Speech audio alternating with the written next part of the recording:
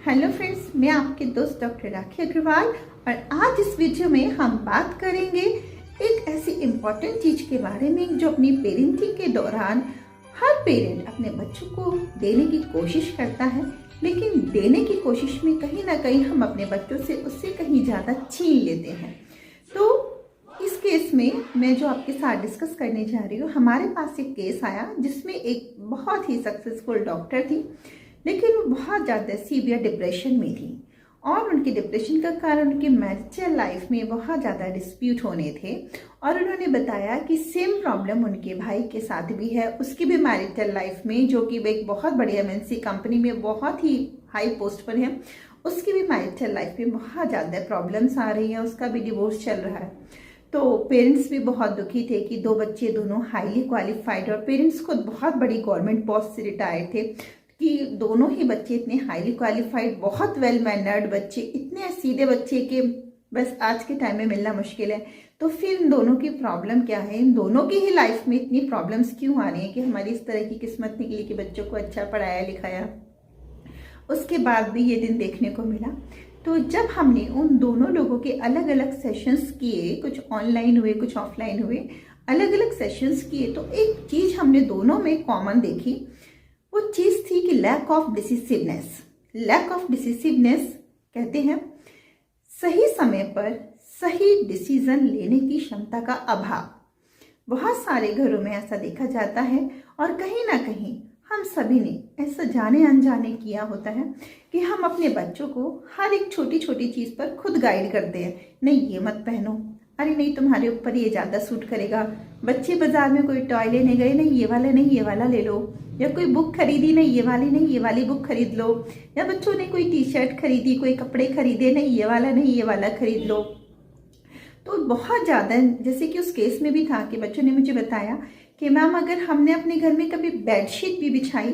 तो मम्मी को हमेशा लगता था कि अरे ये बेडशीट कर्टेन्स के साथ मैच नहीं करेगी, तो आपको तो बिल्कुल ही समझ नहीं है, आप ना अपने आप से कुछ नहीं कर सकते। तो रेपिटेडली जब ये बात उन बच्चों ने बचपन से अपने दिमाग में रेपिटेडली इस बात को लिया कि नहीं आप अपने आप से कुछ भी नहीं कर सकते, आपको तो बिल्कुल भी निर्णय लेने की कोई क्षमता ही नहीं है, आप तो अपने आप से कुछ डिसाइड ही नहीं कर सकते। और जब भी उन्होंने कुछ डिसाइड किया तो भाई पेरेंट्स ने करेक्टिव मेजर्स अपनाकर उनको बताया कि नहीं तुमसे अच्छी ये वाली चॉइस है, ये ज़्यादा बेटर है, तुम्हारे ऊपर ये ज़्यादा सूट करेगा। तो धीरे धीरे उन बच्चों ने इस चीज़ को कंडीशनिंग कर लिया, उनके माइंड में इस चीज़ की कंडीशनिंग हो गई कि यार मैं ना अपने आप से, मे बी कि मैं प्रोफेशनली हम कितने भी अच्छे हैं लेकिन अपने आप से हम में डिसीजन, हम घर के मैटर में हैं तो हम बिल्कुल ही बुद्धू हैं और हम कोई डिसीजन नहीं ले सकते। तो प्रोफेशनली दोनों बहुत अच्छा कर रहे थे, लेकिन जब पर्सनल लाइफ का मैटर आया तो पार्टनर के साथ भी कोई भी डिसीजन लेने में वो लोग बिल्कुल इनकैपेबल थे, क्योंकि उनसे बिल्कुल सही एक्सपेक्टेशन में कि तुम ये ज़्यादा तुम्हारे ऊपर बेटर है, तुम ये करो, ये नहीं तुम ऐसा करो, नहीं नहीं येलो टी शर्ट नहीं रेड टी शर्ट लो, नहीं नहीं ये वाली कैंडी नहीं ये वाली कैंडी ले लो, अरे नहीं ये वाली चप्पल नहीं ये ज़्यादा अच्छी लगेगी, ये सब चीज़ें करते हुए आगे आगे कोर्स में कि नहीं ये वाला फील्ड नहीं तुम ये वाला फील्ड लो, इस जगह पे नहीं तुम इस वाले स्कूल में जाओ, ऐसे दोस्त नहीं वैसे दोस्त बनाओ। मतलब हर थोड़ा बहुत तो चलता है, लेकिन जब हम हर चीज़ में बच्चों के साथ करेक्टिव मेजर्स अपनाते हैं तो कहीं ना कहीं बच्चों के माइंड में एक कंडीशनिंग हो जाती है, वो इस चीज़ को एक्सेप्ट कर लेते हैं कि हाँ हम ठीक से डिसीजन नहीं ले सकते। तो दोनों बच्चों के साथ ये हुआ कि जब उनकी शादी हुई तो उनके अंदर बिल्कुल भी डिसिसिवनेस नहीं थी, वो कोई भी डिसीजन नहीं ले पाते थे। यही वजह हुई कि उनकी मैरिटल लाइफ में बहुत ज़्यादा डिस्प्यूट हुए और दोनों के अंदर यहाँ तक नौबत आ गई कि बहुत डिप्रेशन रहा और दोनों के डिवोर्स की नौबत आ गई। तो यहाँ मैं एक चीज़ शेयर करना चाहूँगी कि अगर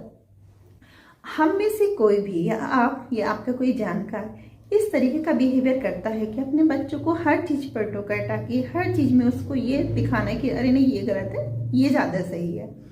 तो कहीं ना कहीं ये बच्चों की डिसिसिवनेस को छीन लेता है और हमारे बच्चे अपने ऊपर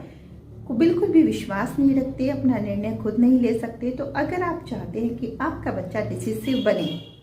तो उसको सही और गलत सिखाने का तरीका सिर्फ ना कहना नहीं होता, उसको आराम से बिठाकर ये भी समझाया जा सकता है कि हाँ ये भी सही है। आप ऐसा भी कर सकते हैं कि अगर आपने 2 टी शर्ट पसंद करी, 2 या 3 टी शर्ट पसंद करी और उसमें से बच्चों को बता दीजिए कि बेटा इनमें 3 हैं, या ये 4 हैं, इनमें से आप देख लो जो आपको बेस्ट लगे।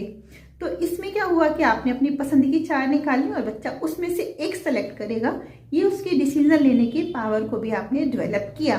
तो बच्चों को कुछ ऑप्शंस दीजिए और उस ऑप्शंस में से उसको स्टिमुलेट कीजिए, उसके ऊपर विश्वास दिखाइए कि वो खुद एक सेलेक्ट करे। छोटी छोटी इस तरह की चीज़ों से बच्चों के अंदर कॉन्फिडेंस आएगा कि हाँ मेरा डिसीजन सही है। और जो भी बच्चा उसमें से ले उसको बहुत पॉजिटिव रीइंफोर्समेंट करिए, क्योंकि आज के टाइम में कॉन्फिडेंस सबसे ज़्यादा मायने रखता है। तो फ्रेंड्स, अगर आप चाहते हैं कि आपका बच्चा डिसिसिव बने तो आज ही एक चेकलिस्ट अपने दिमाग में तैयार रखें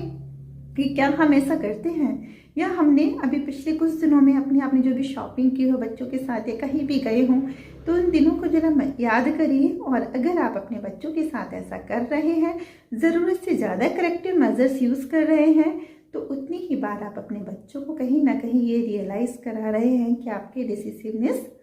ठीक नहीं है। तो किसी भी चीज़ की अति ज़्यादा नहीं होती, एवरीथिंग हैज़ टू एस्पेक्ट। तो ध्यान रखिए और अपने बच्चों को कॉन्फिडेंट बनाइए, बोल्ड बनाइए,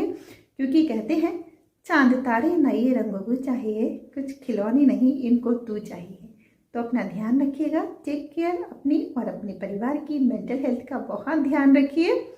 और मेरे चैनल को लाइक, सब्सक्राइब और शेयर करना ना भूलें। क्या पता आपकी शेयरिंग से आपके किसी डियर वन का कुछ फ़ायदा हो जाए, किसी की मेंटल हेल्थ में आप कुछ इजाफा कर पाएँ, किसी को सपोर्ट कर पाएँ। तो और आप किस विषय पर अगली वीडियो चाहते हैं मुझे कमेंट बॉक्स में ज़रूर लिखिएगा।